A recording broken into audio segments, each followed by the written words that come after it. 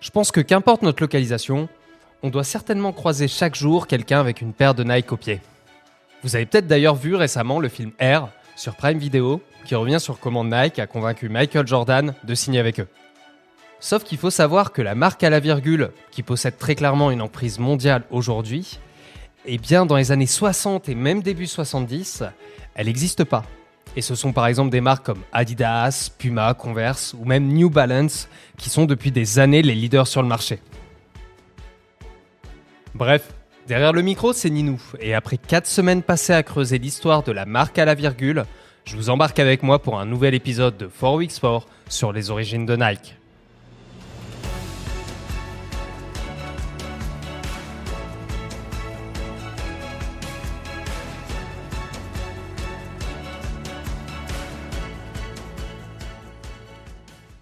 Hello à tous, je suis très heureux de vous retrouver pour ce nouvel épisode de 4 Weeks 4. Aujourd'hui, on sort donc notre plus belle paire de sneakers pour s'intéresser aux origines et à la création de la plus grande marque de sport qu'est Nike. Comme vous le verrez, cet épisode ira des années 60 au tout début des années 80. Et croyez-moi, l'histoire est déjà suffisamment riche sur cette période. Donc malheureusement, on n'ira pas par exemple dans les détails de pourquoi la Nike Air Jordan 11 est la plus belle chaussure de tous les temps. Pour ceux que ça intéresse, une grande partie des infos vient de l'autobiographie de Phil Knight, qui est intitulée L'Art de la Victoire. Donc tout ça a bien évidemment été repris, remixé et complété à la sauce Ninou. Avant de se plonger dans cet épisode, merci à tous ceux qui ont suivi les 2 épisodes précédents. Si vous les avez pas encore écoutés, je suis désolé, mais vous avez plus d'excuses. Et comme vous pouvez le voir, même si le podcast s'intitule 4 Weeks 4, on n'est pas vraiment sur un rythme mensuel. Je réalise chaque épisode avant tout selon mes envies et mes dispos. Comme vous le verrez, on change les habitudes aussi avec un épisode de 4 Weeks 4 découpé cette fois par thématique. On va parfois aussi s'écarter un peu de la chronologie, car je l'ai pensé un peu comme un véritable shonen, ou je devrais même plutôt dire comme un manga à l'américaine. Oh yeah! Je sais que vous êtes habitués à la grosse question des épisodes précédents, mais pour cette fois, on va s'intéresser à plusieurs chapitres qui ont mené à la création de Nike par Phil Knight, qui est son créateur. Mais vous allez voir, ça va être bien. Ça va être très bien même. Chapitre 1. Les origines de Phil. Né en 1938 à Portland, dans l'Oregon, Phil Knight a pour ambition de devenir un professionnel dans son sport qu'est la course à pied. Malheureusement, il se rend compte qu'il n'aura tout simplement jamais le niveau. Néanmoins, il garde ce besoin de ressentir les mêmes frissons que lui procure ce sport pour ainsi s'assurer de s'épanouir dans son quotidien. En effet, pour de nombreux coureurs, il n'y a pas vraiment une destination qui justifie réellement l'effort. On enchaîne kilomètre après kilomètre. On peut se dire que l'on court après un chrono ou un objectif, mais on court surtout parce que c'est grisant et à la fois effrayant de s'arrêter.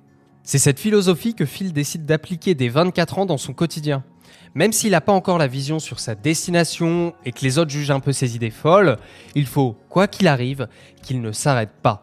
Autant dire qu'à 24 ans, on n'avait pas tous le même niveau de maturité. Au final, l'idée de base de se lancer dans le monde de la chaussure lui vient au final assez tôt. Suite à un travail préparatoire sur un projet d'entrepreneuriat qu'il mène à Stanford, il identifie et défend l'opportunité que les Japonais auraient sur le monde de la chaussure de course. Sauf qu'avec ce qu'on vient de dire, quand Phil a une idée en tête, il fonce. Donc, dans les années 62, il prend la décision d'aller au Japon pour à la fois avoir une vision sur le monde, mais aussi en profiter pour voir si son idée d'entrepreneuriat autour de la chaussure de course japonaise peut donner quelque chose.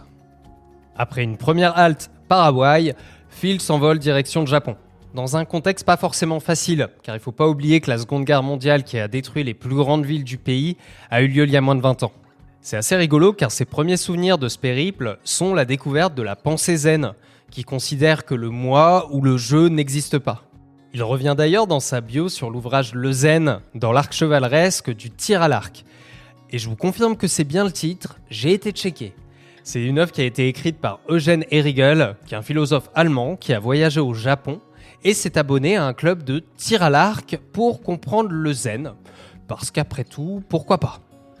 En attendant, au culot tout simplement, il arrive à valider assez rapidement un premier rendez-vous avec l'entreprise Tiger, qui est située du côté de Kobe. Après un échange assez court sur le site de fabrication de la marque japonaise de sneakers, il valide l'achat d'un échantillon de plusieurs paires de Tigers pour $50. Alors pour rappel, on est début des années 60 et le dollar n'a pas du tout la même valeur qu'actuellement. En attendant l'arrivée des premières Tigers dans l'Oregon, Phil décide de poursuivre son voyage. Hong Kong, Philippines, Thaïlande, Vietnam, Inde, Tibet, Kenya, Égypte, Israël, Turquie, Italie, France, Allemagne, Autriche, Royaume-Uni, pour finir par la Grèce. On est sur un véritable voyage initiatique qui est centré sur la culture de chaque pays. Et avec chaque ville visitée, Phil va un peu sentir comme une nouvelle vague d'inspiration. Au final, durant ce périple, Phil aura été marqué principalement par 2 événements. Bien évidemment son rendez-vous business au Japon qui marque ses premiers pas dans le monde de la chaussure, mais aussi son voyage en Grèce et la visite de l'Acropole et du temple d'Athéna Niké, qui peut être traduit en grec par le temple de la victoire.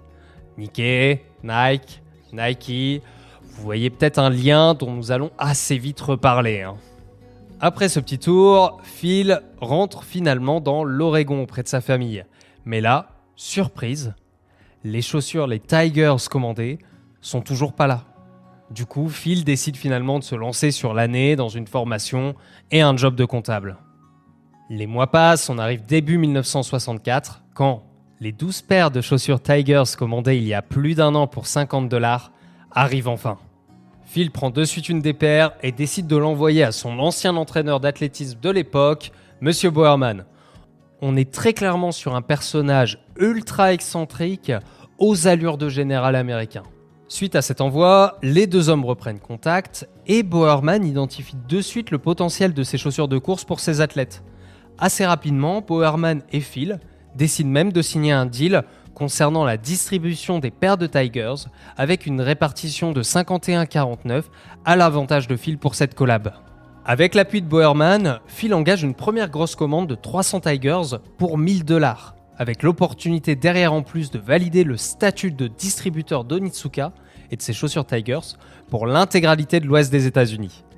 Et après avoir essayé de vendre des encyclopédies, puis des fonds d'investissement sans succès mais aussi sans envie, Phil se rend compte qu'il est en train de s'épanouir et même réussir à vendre un produit dans lequel avant tout il croit.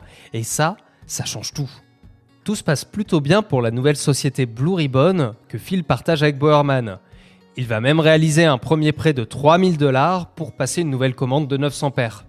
Sauf que Phil commence un peu à déchanter. Il se rend compte que la concurrence arrive et qu'avec leur société, ils sont plus du tout les seuls à commercialiser des Tigers sur le sol américain. Ni une ni deux, Phil jump dans un avion direction le Japon. Et à la suite d'un échange avec Monsieur Onitsuka lui-même, il valide au final avec ce dernier un contrat d'exclusivité d'1 an pour 13 États à l'ouest des États-Unis. Chapitre 2. Les premières rencontres et galères. Suite à son premier périple à travers le monde, Phil a fait la rencontre de Sarah lors de la montée du mont Fuji. Il s'agira de sa véritable première relation amoureuse fusionnelle, mais suite à son retour dans l'Oregon, ça entraînera aussi sa première rupture. Avec l'augmentation des ventes des Tigers, Phil commence à structurer une première équipe. Il embauche sa sœur et un ami, et on est sur une véritable offre en or, avec quand même $1,75 de commission par vente. Malgré une très, voire peut-être trop forte croissance, Phil rencontre ses premiers problèmes avec les banques. Et il s'agit au final que des premières tensions d'une boucle qui ne va faire que se répéter. En effet, les capitaux propres de la société sont toujours dans le rouge, de par les commandes de Phil qui sont toujours plus grandes. Phil demande des prêts donc toujours plus importants pour financer la croissance, et les banques, elles, identifient un risque toujours plus élevé d'engager des nouveaux montants en capitaux. On arrive en 1966, Blue Ribbon ouvre son premier magasin et dans la foulée, Phil commence de nouvelles négociations avec le Japon. Il ment tout simplement sur la capacité de la société à livrer l'ensemble du territoire des États-Unis dans l'objectif d'élargir son contrat d'exclusivité à l'ensemble du pays. Pour qu'Onitsuka valide ce nouveau deal et alors que Phil est déjà en tension avec les banques, il va quand même tenter le coup de poker de proposer une nouvelle commande de $20,000. Au final, le coup de bluff passe totalement et avec le retour positif du Japon, Phil décide d'envoyer leur meilleur vendeur Johnson à la conquête de l'Est, direction Boston. Ah oui, et petite information que j'ai oublié de vous mentionner, en parallèle de toutes ces activités, Phil a un boulot. Il est en effet comptable, un job qu'il abandonnera en 1968 pour devenir prof de comptabilité à l'université de Portland. En fait, son idée est assez simple. Il désire avoir un revenu fixe en parallèle de Blue Ribbon, mais ça charge pas mal les journées. On est toujours en 68 et pour sa première année en tant que prof, Phil tombe sous un charme fou de Penny Parks, qui est sans conteste en plus l'élève la plus brillante de son module. Il lui proposa aussi de rejoindre Blue Ribbon pour exercer en extra des prestats et gérer la compta de l'entreprise. Et bien évidemment, ce qui devait arriver arriva. Nos deux tourtereaux sont bien évidemment sous le charme l'un de l'autre, jusqu'à tout de même se marier le 13 septembre 68. On est sur 0 perte de temps là. Et en parallèle, économiquement, tout se passe bien. Chaque année, le chiffre d'affaires de la société double et Blue Ribbon se fixe l'objectif d'atteindre un chiffre d'affaires de 300 000 $ pour l'année 1969. Phil en profite aussi pour quitter son job d'enseignant. En même temps, à ce rythme-là, il allait potentiellement se trouver une nouvelle femme par an et il se met à temps plein pour la société avec une rémunération de 18 000 $ par an. On est printemps 1969, Blue Ribbon à l'époque dépasse environ les 40 employés, mais surtout Penny et Phil abordent avec joie l'arrivée de leur premier garçon, Matthew. Néanmoins, quelques mois plus tard, c'est le choc. Bon, comme d'habitude, Phil est en difficulté pour obtenir un nouveau prêt pour Blue Ribbon. Mais cette fois-ci, il doit aller jusqu'à demander un décalage à Onitsuka pour la prochaine commande de Tigers. Quelques jours se passent et Phil apprend qu'Onitsuka ne souhaite plus collaborer avec Blue Ribbon. Il y a un drame à éviter là, donc toute l'entreprise se met en mode opération de charme. Phil part rencontrer de suite le représentant de l'entreprise, Kitami, car sans Tigers, Blue Ribbon n'est absolument rien. Lors de leur échange, Kitami explique qu'il juge les chiffres de Blue Ribbon apparemment insuffisants. Mais lorsque ce dernier doit s'absenter pour aller aux toilettes, Phil encoche le mode agent secret. Il en profite pour fouiller la sacoche de Kitami, dans laquelle il trouve un dossier avec 18 potentiels nouveaux distributeurs que Kitami aurait prévu de rencontrer durant un prochain voyage aux États-Unis. Ce fameux voyage aux États-Unis arrive et Kitami propose au final à Phil une offre de rachat par Onitsuka de 51% des parts de Blue Ribbon. On est sur une situation très délicate pour l'entreprise car en parallèle, la First National Bank annonce à Phil qu'il ne désire tout simplement plus travailler avec son entreprise et qu'ils ne lui accorderont plus un seul prêt. Au final, l'entreprise s'en sort, du moins financièrement, car Phil se tourne vers Nisho, qui est une maison de commerce japonaise. Néanmoins, il sait que c'est la merde, car du jour au lendemain, l'inévitable arrivera, et Onitsuka décidera d'arrêter de lui livrer des Tigers. Phil n'a pas le choix. Il doit tirer le pansement le plus tôt possible, et prévoir dès maintenant la fin de la collaboration avec la firme japonaise. Chapitre 3. La naissance de Nike. Sur cette logique, Phil part au Mexique rencontrer une entreprise de production de chaussures et décide de passer une commande pour 3000 paires de chaussures de football américains. C'est le début des nouvelles aventures pour Blue Ribbon. Ok, donc l'entreprise a une nouvelle gamme de chaussures, mais il leur faut maintenant une marque et un logo. Pour le logo, Phil a un objectif en tête. Ce dernier doit évoquer le mouvement. 35 $ plus tard, et grâce au travail de Caroline, qui est une connaissance à Phil, la virgule, qui est toujours le logo emblématique de Nike, est née. Fallait maintenant un nom pour accompagner ce logo. Après avoir évoqué la possibilité de Falcon, puis de Dimension 6, à noter d'ailleurs que Dimension 6 était le choix pour lequel Phil se battait au sein de Blue Ribbon. C'est heureusement à la deadline que Johnson, qui est un employé de Phil, s'est réveillé en trombe en pleine nuit avec l'idée de Nike. Idée qui résonne enfin de suite pour Phil, avec les souvenirs de son voyage en Grèce et la visite du temple d'Athéna Nike, qui est aussi la déesse de la victoire. Avec en plus la citation de Churchill en tête, « Vous demandez quel est notre but ? Je peux répondre en un mot, la victoire ». Le choix de Nike pour cette nouvelle marque devenait évident. Pour continuer son plan, la société avait besoin maintenant de ce qu'on appelle dans le milieu un shoe dog, une personne qui vit et respire chaussures quotidiennement. Sa mission principale est de trouver un approvisionneur de qualité, car en effet, Phil et son équipe se rendirent vite compte que la qualité des pièces en provenance du Mexique était désastreuse. Leur cible est un certain monsieur Sol, et pour info, Sol en anglais, ça veut dire semelle. Bref, on est sur le candidat parfait pour devenir le shoe dog pour la marque Nike. Donc en parallèle de trouver au Japon l'usine qu'il leur faut pour les futurs Nike, Boerman développe de son côté, à partir d'un gaufrier, la forme des prochaines semelles qui doivent partir en production. Ça peut sembler un peu fou, mais la semelle gaufrée, qui est d'ailleurs devenue une des marques de fabrique de Nike, a en effet initialement été pensée avec un gaufrier. Nous sommes en 1972, et le salon de Chicago, qui est un peu la mecque des nouveautés de la chaussure de sport, approche. Blue Ribbon désire profiter de l'événement pour faire découvrir ces nouvelles Nike, sauf que c'est la cata. La finition des chaussures livrées est pas du tout au rendez-vous, la virgule sur le côté de la chaussure est de travers, la chaussure elle semble même recouverte d'une peinture ou d'une laque assez bas de gamme. Donc autant dire que pour Phil et Bowerman, c'est le drame. Néanmoins, l'événement est là, et financièrement l'entreprise ne peut se permettre un report du lancement de ces nouveaux modèles. Le constat est donc plutôt simple. Ils ne pourront qu'avoir dans le futur des chaussures de meilleure qualité, donc s'ils arrivent dès aujourd'hui à vendre ces dernières, le pari est finalement gagné. Entouré de boîtes à chaussures orange avec la virgule blanche dessus, on ne pouvait pas louper durant ce salon de Chicago cette nouvelle marque intrigante. Une curiosité qui a d'ailleurs permis à Blue Ribbon de remplir le carnet de commandes bien au-delà des espoirs. Mais bien évidemment, suite à cet événement, la réplique du Japon fut directe avec la fin de la relation commerciale entre Onitsuka et Blue Ribbon pour la revente des Tigers.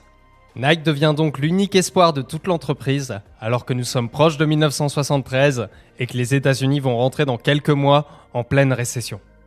Nike se lance aussi dans une ère où il doit faire face aux deux géants du moment que sont Adidas et Puma, mais il y a aussi de nombreux autres acteurs implantés depuis plusieurs années comme Diadora, Ed, Wilson, Standing, Karoo, Etonic ou encore New Balance.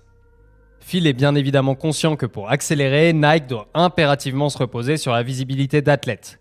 Sauf que, comment valider la signature des meilleurs quand les caisses de la boîte sont au plus bas ?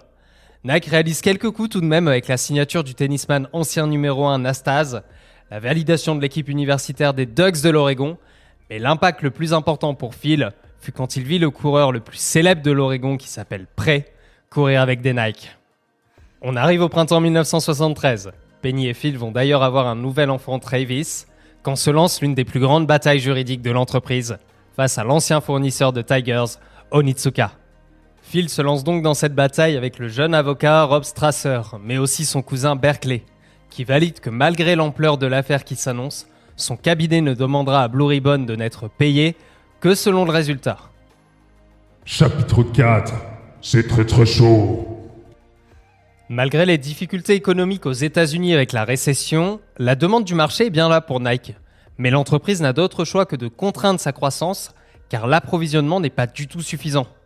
Même si la situation est délicate, Blue Ribbon réussit tout de même l'exploit d'augmenter son chiffre d'affaires de 50% pour atteindre presque 5 millions de dollars en 1973, grâce par exemple à des nouvelles Cortez, qui est la Nike la plus vendue à l'époque. On avance un petit peu pour se retrouver en avril 1974, où un face-à-face juridique avec Onitsuka commence. Les avocats de ce dernier décident d'attaquer en plaidant pour escroquerie de la part de Blue Ribbon. L'objectif d'Onitsuka est double, faire tomber Blue Ribbon et désavouer les droits de Nike sur ces deux modèles phares que sont la Boston et la Cortez. Sauf que Phil, Hauser et Strasser, eux, ils n'ont pas du tout prévu de plier. Le trio remportera d'ailleurs une première victoire avec la décision finale du tribunal qui statue en faveur de Blue Ribbon. Suite à cette victoire juridique, les deux parties se mettent d'accord pour une proposition de 400 000 $. Blue Ribbon avec ses Nike continue son impressionnante croissance. Sauf qu'en 1975, malgré des chiffres excellents, Phil et Blue Ribbon sont en retard sur leur remboursement, au point qu'un versement d'1 million bloque le versement des salaires. En plus d'une situation financière constamment à la limite, Phil apprend l'éviction de Blue Ribbon de la Banque de Californie, suite à une affaire de possible fraude actuellement dans les mains du FBI. Le week-end qui s'ensuit, Phil est ébranlé. Avec ses collaborateurs, il décide néanmoins qu'il faut déclarer en toute transparence la vérité auprès de Nisho sur la difficulté financière de l'entreprise, l'enquête en cours par le FBI et le rejet subi par la Banque de Californie. Nisho, qui est pour rappel la maison de commerce japonaise qui les avait dernièrement soutenus après l'abandon de la First National Bank, leur annoncera reprendre l'intégralité de la dette de Blue Ribbon et s'occuper de cette enquête en cours côté FBI qui devrait rapidement s'arrêter car l'ancienne banque de Blue Ribbon aurait trop à perdre. La situation économique de la société est stabilisée, mais une terrible nouvelle arrive. À la sortie d'un meeting d'athlétisme, Prey, qui était le porte-étendard de Nike, décède à 24 ans. La perte de l'homme qui détenait l'ensemble des records des États-Unis entre le 2000 et le 10 000 mètres affecte terriblement l'ensemble des membres de Nike, et plus particulièrement Bowerman, qui proposera même à Phil de lui racheter les 2/3 de ses parts à prix réduit pour pouvoir prendre du recul. En parallèle, on est en plein timing où le dollar s'écroule face au yen.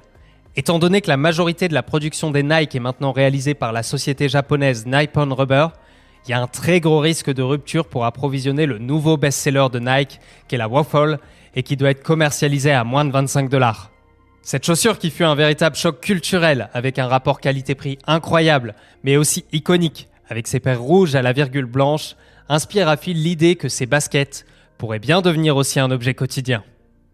Là où Adidas n'avait que moyennement réussi à faire décoller ses ventes au grand public avec ses Stan Smith, Blue Ribbon sort la Nike gaufrée avec une couleur bleutée pour aller avec les jeans, qui fait décoller encore plus la marque vers de nouvelles strates. C'est d'ailleurs à la suite de changements de réputation que l'entreprise en profite pour prendre la décision de basculer son nom de Blue Ribbon à Nike. Nous arrivons ainsi en 1976 avec les Jeux Olympiques à Montréal. Et Phil et l'ensemble des équipes ont bien évidemment prévu de ne pas manquer ce rendez-vous. Sauf que tout va pas vraiment se passer comme prévu. Shorter, qui était très certainement le plus grand espoir pour une médaille d'or, n'est pas arrivé à la course comme prévu avec des Nike, comme pendant les sélections, mais bien avec des Tigers, qui est l'ennemi juré de la société. Chapitre 5. La force du collectif. L'entreprise met au final ses JO de Montréal de côté et relativise sur l'année 1976, car Nike vient une nouvelle fois de doubler son chiffre d'affaires pour atteindre les 14 millions de dollars. La vision de Phil sur cette croissance continue avant tout grâce à la loyauté et la camaraderie de ses équipes. La famille Nike s'est créée autour d'un groupe de gars de l'Oregon qui convergent dans l'ambition de montrer au monde ce qu'ils sont capables de faire. En fait, ils avaient tous initialement une faible opinion de leur personne, ce qui a certainement d'ailleurs permis d'éviter tout problème d'ego. De plus, la mise en place par Phil d'un management ultra responsabilisant a sans conteste permis à chacun de se sentir comme un membre actif de cette famille. C'est très intéressant de voir que Phil a toujours cru et même poussé l'intérêt de laisser une zone de liberté pour chacun de ses employés, pour au final laisser la créativité souvent dépasser les attentes d'un potentiel cadrage. Avec cette très forte croissance, il y a de nouveaux sujets qui apparaissent. Tout d'abord, l'intégration d'une part plus importante à la pub et une stratégie de miser plus sur le sportif que sur le produit, en rappelant que le plus grand engagement est de se vaincre soi-même et que cela est un engagement sans fin. Nike doit aussi valider de nouveaux contrats avec de nouvelles égéries, comme le jeune tennisman un peu tête brûlée de l'époque qu'est John McEnroe. En parallèle, il y a la sortie de nouveaux modèles, avec Nike qui devait être le seul fabricant de l'époque à ne pas utiliser d'études de marché, avec un fonctionnement basé principalement sur l'instinct. On a du pif chez Nike.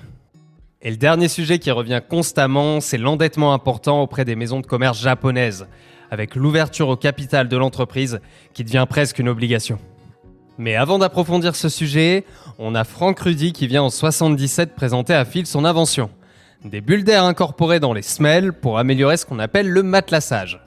Phil est très sceptique sur cette techno, mais Rudy va trouver la formule magique en disant à ce dernier qu'il avait aussi présenté cela à Adidas et que tout comme lui, ils étaient plutôt sceptiques.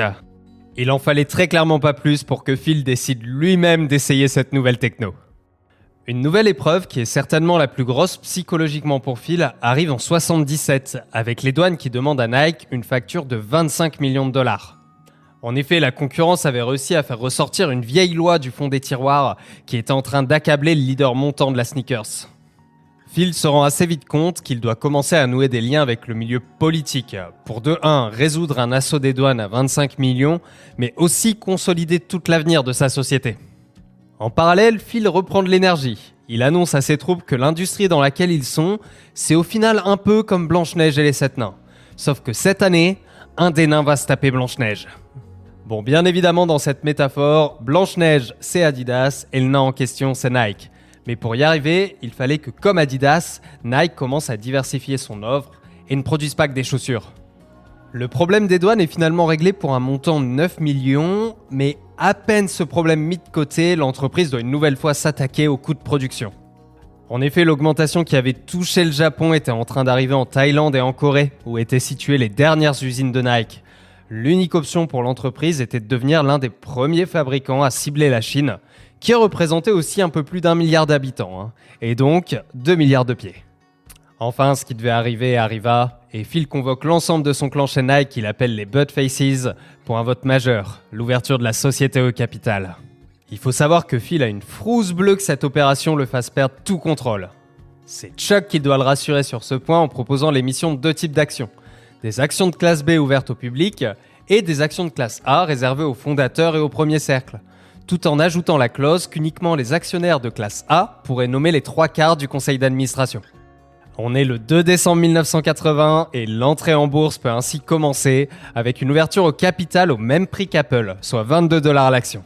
C'est la nuit précédant cette ouverture que Phil se rend compte d'un coup que dès le lendemain, Bowerman pèserait 9 millions, Cale, Woodall, Johnson, Ace et Strasser 6 millions chacun, et eux, de leur côté avec Penny, 178 millions. Phil a réalisé environ 40 ans chez Nike et il possède aujourd'hui une fortune estimée à 10 milliards de dollars. Il a depuis bien évidemment quitté son poste de PDG, mais il est toujours le président du conseil d'administration. Il est intéressant de voir qu'avec l'histoire, Phil est aussi devenu un membre à part entière pour chacun des grandes stars de la marque à la virgule. Tiger Woods, Michael Jordan ou encore LeBron James, qui lui avait justement offert une Rolex sur laquelle était gravé « Merci de m'avoir donné ma chance ». Alors, c'est certain qu'il n'y avait pas beaucoup de risques pour Nike de signer LeBron par exemple. Néanmoins, qu'importe la phase à laquelle Nike était, donner une chance à chacun fut toujours un élément clé pour Phil. À la fin de son autobiographie, Phil revient aussi sur la perte de son fils Matthew, qui durant une plongée à 45 mètres a subi ce qu'on appelle l'effet Martini, qui rend la personne euphorique et peut aller jusqu'à entraîner la mort du plongeur. Il revient aussi sur le décès de Bowerman et de Strasser qui avaient fortement contribué pour la signature de Jordan et le développement de sa marque. Il évoque aussi la fierté de ses parents et les derniers moments passés avec eux.